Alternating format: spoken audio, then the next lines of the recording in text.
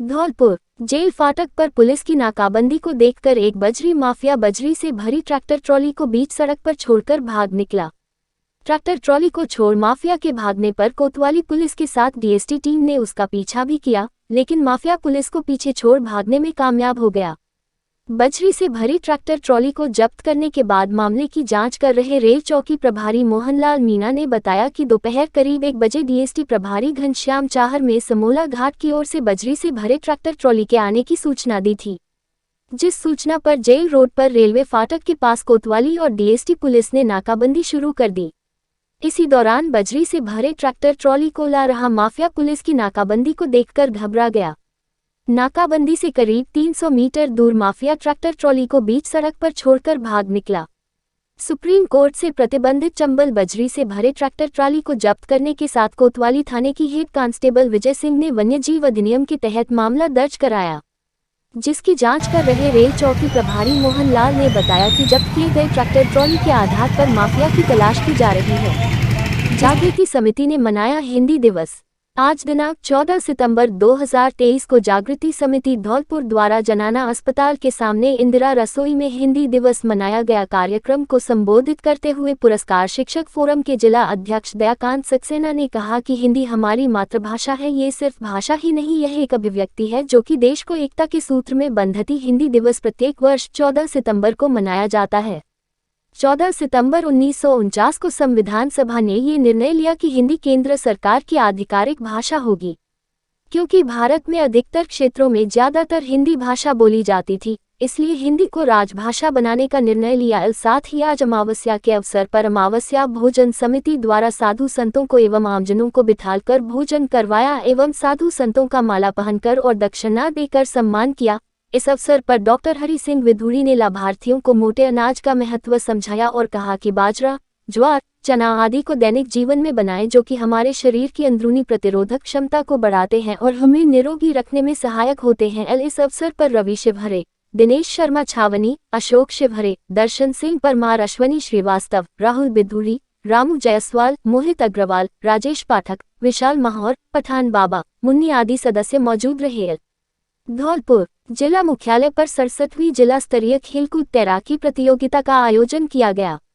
Under 14 वर्ष की तैराकी प्रतियोगिता में 50 मीटर और 100 मीटर की फ्रीस्टाइल तैराकी प्रतियोगिता आयोजित कराई गई, जिस प्रतियोगिता में विजेता प्रतिभागियों को पुरस्कार देकर सम्मानित गया। तैराकी प्रतियोगिता के आयोजन को लेकर प्रारंभिक खेल शिक्षा अधिकारी चौप सिंह कुशवाहा ने बताया कि प्रतियोगिता में भाग ले रहे प्रतिभागियों के बीच 50 मीटर और 100 मीटर फ्रीस्टाइल तैराकी आयोजित की गई, जिसमें प्रथम स्थान राजकीय उच्च प्राथमिक विद्यालय मलकपुर के छात्र आदित्य चौधरी रहे ने हासिल किया। खेल शिक्षा अधिकारी ने बताया कि प्रतियोगिता में दूसरे स्थान पर राजकीय उच्च प्राथमिक विद्यालय मानपुरा के छात्र वीरेंद्र मीणा और तीसरा स्थान पर राजकीय उच्च प्राथमिक विद्यालय मानपुरा के छात्र पंकज मीणा रहे। दोनों राउंड के विजेता प्रतिभागियों को प्रतियोगिता के बाद पुरस्कार देकर सम्मानित किया गया। इस दौरान खेल शिक्षा अधिकारी ने प्रतिभागियों को संबोधित करते हुए कहा कि खेल से शारीरिक विकास होता है, ऐसे में खेल को खेल भावना से खेलते हुए देश के साथ जिले का नाम रोशन करना चाहिए। तैराकी प्रतियोगिता में निर्णायक के तौर पर संगीता पाराशर और परमजीत सिंह रहे, जबकि टाइम कीपर की भूमिका संतोष, कामिनी एवं सुशीला चौधरी ने निभाई। प्रतियोगिता के दौरान मुख्य निर्णायक यादवेंद्र सिंह भी मौजूद रहे। धौलपुर जिले के विशेष न्यायालय पॉक्सो कोर्ट ने जिले के सरमथुरा पुलिस थाना पर दर्ज हुए 11 वर्षीय नाबालिग के साथ छेड़छाड़ और उसके परिजनों के साथ मारपीट के मामले में एक मुलजिम को दोषी करार देते हुए उसे 5 वर्ष के कठोर कारावास की सजा सुनाई है। साथ ही 51,000 रुपये के जुर्माने से दंडित किया है। विशेष न्यायालय पॉक्सो कोर्ट के विशिष्ट लोक अभियोजक संतोष मिश्रा ने बताया कि धौलपुर जिले के सरमथुरा पुलिस थाना पर एक परिवादी ने 18 नवंबर 2019 को रिपोर्ट दर्ज कराई थी, जिसमें उसने बताया कि उसकी 11 वर्षीय नाबालिग पुत्री 13 नवंबर 2019 को शाम के वक्त बाजार से अपने घर आ रही थी, तो रास्ते में 3 लड़कों ने उसके साथ छेड़छाड़ और अश्लील हरकत की। नाबालिग लड़कों के चंगुल से छूटकर अपने घर में घुसने लगी तो एक लड़के ने नाबालिग का हाथ पकड़कर उसे खींच लिया। नाबालिग के चिल्लाने पर घर में मौजूद उसकी मां और भाई उसे बचाने के लिए बाहर आए तो तीनों लड़कों ने मां और भाई की बेरहमी से मारपीट कर दी। हमले में मां और भाई गंभीर घायल हो गए। पुलिस ने मामला दर्ज कर अनुसंधान के दौरान दोनों लड़कों को बाल अपचारी मानकर उन्हें निरुद्ध कर प्रिंसिपल मजिस्ट्रेट धौलपुर के समक्ष पेश किया, जबकि मुलजिम कल्ला उर्फ कल्याण को पुलिस ने गिरफ्तार कर पॉक्सो न्यायालय में पेश किया, जो न्यायालय से जमानत पर चल रहा है। मामले में लोक अभियोजक मिश्रा ने कोर्ट में 22 गवाह पेश किए। प्रकरण में न्यायाधीश जमीर हुसैन ने दोनों पक्षों की बहस और लोक अभियोजक की दलील सुनने के बाद आज गुरुवार को मुलजिम कल्ला उर्फ कल्याण को दोषी करार देते हुए पॉक्सो एक्ट की धारा 7 व 8 और आईपीसी की धारा 308 में 5-5 वर्ष का कठोर कारावास की सजा सुनाई।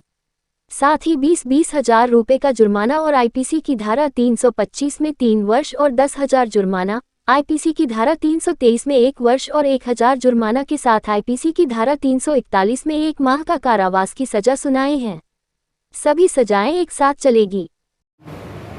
थाना सरमत्रा का चर्चित मुकदमा संख्या 346/19 में एक नाबालिग बहन को छेड़छाड़ से बचाने आए उसके भाई व उसकी मां के साथ निर्ममतापूर्वक मारपीट करने के मामले में कल्ला और कल्याण पुत्र रामेत को आज पॉक्सो न्यायाधीश श्री जमीर हुसैन जी ने सुनाई। धारा 308 व 7-8 पॉक्सो एक्ट में 5-5 वर्ष का कठोर कारावास एवं कुल 51,000 रुपये के जुर्माने से किया दंडित।